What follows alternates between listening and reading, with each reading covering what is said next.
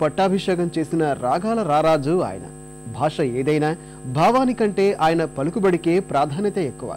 అందరూ పాడి పేరు సంపాదించుకుంటే ఆయన తన విలక్షణ పలుకుబడితో పాటలకే పేరు ప్రఖ్యాతులు సంపాదించి పెట్టారు. ఆయనే విలక్షణ గాత్ర విన్యాసంతో ప్రపంచవ్యాప్తంగా అభిమానుల్ని సంపాదించుకున్న మహమ్మద్ రఫీ. ఆ మహాగాయకుడి జయంతి నేడు. जो कोई मुझसे बहार कैसी होती है, नाम तेरा लेके कह दूं कि यार ऐसी होती है। पूछे जो कोई घटा घंघोर कैसी होती है, तेरे जैसी होती है और कैसी होती है। पूछे जो कोई मुझसे बहार कैसी होती है। ఓ పాటలో ఏవే ఉండాలి? మంచి కవిత్వం, మైమరిపించే సంగీతం, ఆకట్టుకునే స్వర విన్యాసం. కానీ మహమ్మద్ రఫీ పాటలకు ఇవేవీ అవసరం లేదు. ఆయన గొంతు చాలు, హాయి గొలిపే ఆ విలక్షణ ఉచ్చారణ చాలు. ఆ గళసీమ నుంచి జాలువారిన ఏ పాటైనా ప్రేక్షకుల్ని సమ్మోహితుల్ని చేస్తుంది.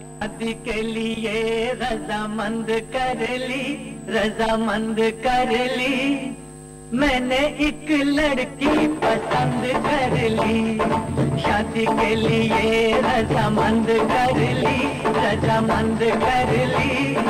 मैंने एक लड़की पसंद कर ली, उड़ती चिड़िया पिंजरे में बंद कर ली, उड़ती चिड़िया पिंजरे में बंद कर ली।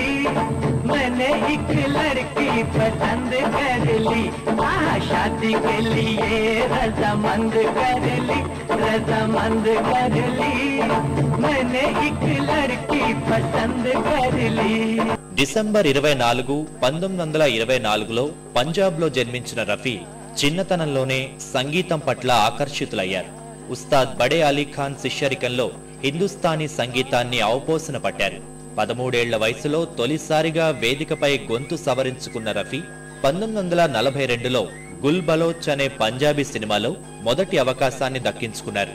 అక్కడి నుంచి రఫీ స్వర ప్రస్థానం అప్రతిహతంగా సాగింది.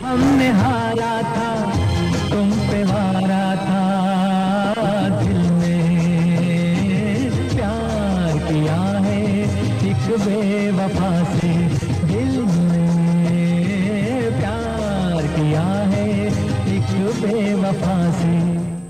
1950 నుంచి 1970 మధ్యకాలం మహమ్మద్ రఫీ యుగం అంటే ఏమాత్రం అతిశయోక్తి కాదు. రఫీ, లతా మంగేష్కర్ల జోడీ హిందీ నేపథ్య గాన ప్రపంచంలో సరికొత్త ఒరవడినే కాదు, రికార్డుల ఒరవడిని సృష్టించింది. కేవలం రఫీ పాటలతోనే విజయాలు సాధించిన చిత్రాలు కూడా ఉన్నాయి.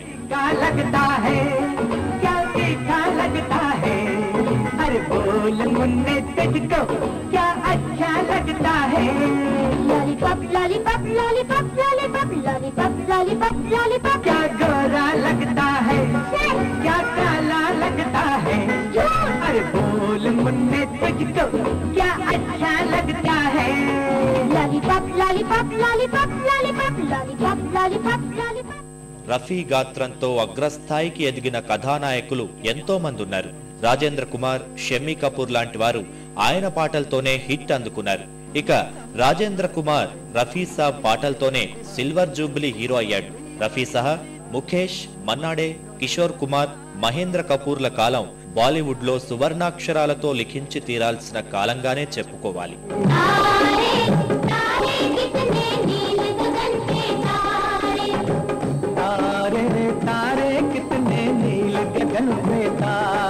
मेरी उम्र हो इतने साल जितने नील गगन पे तारे, तारे तारे कितने नील गगन पे तारे. కేవలం పంజాబీ, హిందీనే కాదు, భారతదేశంలోని 17 భాషల్లో రఫీ పాటలకు ప్రేక్షకులు పట్టాభిషేకం చేశారు. ముఖ్యంగా తెలుగులో రఫీ గాత్రం ఓ నూతన చరిత్రను సృష్టించింది. ఆయన్ను తెలుగు తెరకు పరిచయం చేసింది కళావాచస్పతి జగ్గయ్య. భక్త రామదాసు సినిమాలో కబీరు పాత్రకు పాడడం ద్వారా టాలీవుడ్ కు పరిచయమయ్యారు. ఆ తర్వాత ఎన్టీఆర్ సొంత సినిమాలకు రఫీ పాడి ఆయా పాటలకు చిర యశస్సు సంపాదించి పెట్టారు. నామది నిన్ను పిలిచింది